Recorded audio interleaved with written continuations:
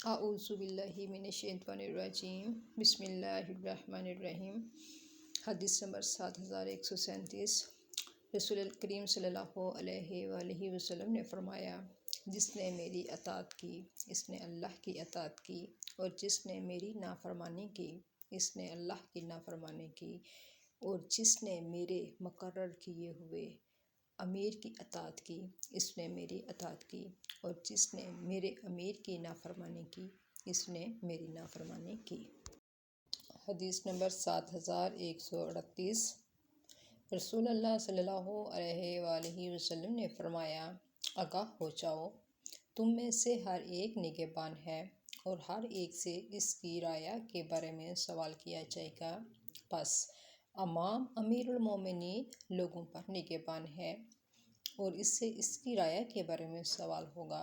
مرد اپنے گھر والوں کا نگہبان ہے اور اس سے اس کی رعایا کے بارے میں سوال ہوگا، اور عورت اپنے شوہر کے گھر والوں اور اس کے بچوں کی نگہبان ہے اور اس سے ان کے بارے میں سوال ہوگا، اور کسی شخص کا غلام اپنے سردار کے مال کا نگہبان ہے اور اس سے اس کے بارے میں سوال ہوگا۔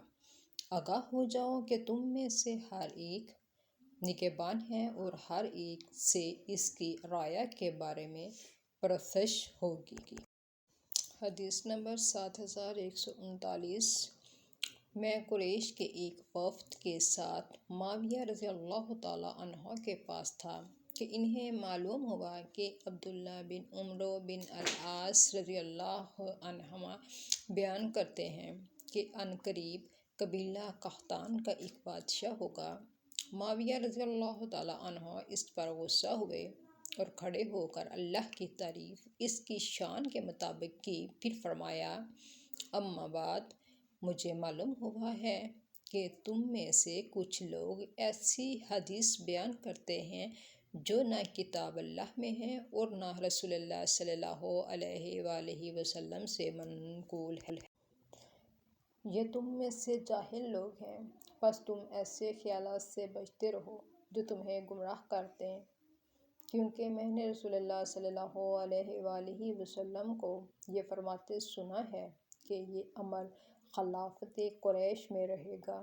کوئی بھی ان سے اگر دشمنی کرے گا تو اللہ اسے رسوا کر دے گا، لیکن اس وقت تک جب تک وہ دین کو قائم رکھیں گے۔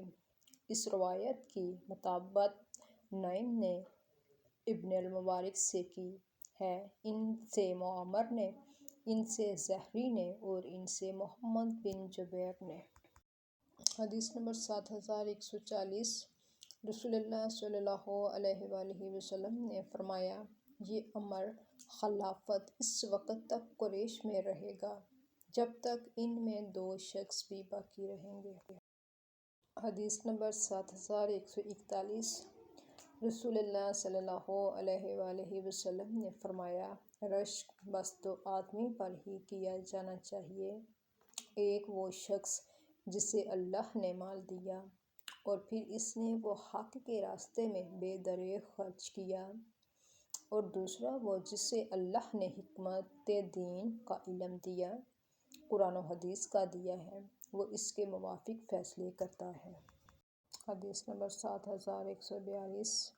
رسول اللہ صلی اللہ علیہ وآلہ وسلم نے فرمایا، سنو اور اطاعت کرو، خواہ تم پر کسی ایسے حبشی غلام کو ہی عالم بنایا جائے جس کا سر منقہ کی طرح چھوٹا ہو۔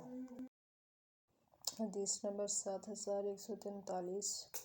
نبی کریم صلی اللہ علیہ وآلہ وسلم نے فرمایا، جس نے اپنے امیر میں کوئی برا کام دیکھا تو اسے صبر کرنا چاہیے، کیونکہ کوئی اگر جماعت سے ایک بلشت بھی جدا ہو تو وہ جاہلیت کی موت مرے گا۔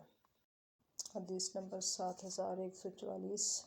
نبی کریم صلی اللہ علیہ وآلہ وسلم نے فرمایا، مسلمان کے لیے امیر کی بات سننا اور اس کی اطاعت کرنا ضروری ہے، ان چیزوں میں بھی جنہیں وہ پسند کرے اور ان میں بھی جنہیں وہ ناپسند کرے، جب تک اسے معصیت کا حکم نہ دیا جائے۔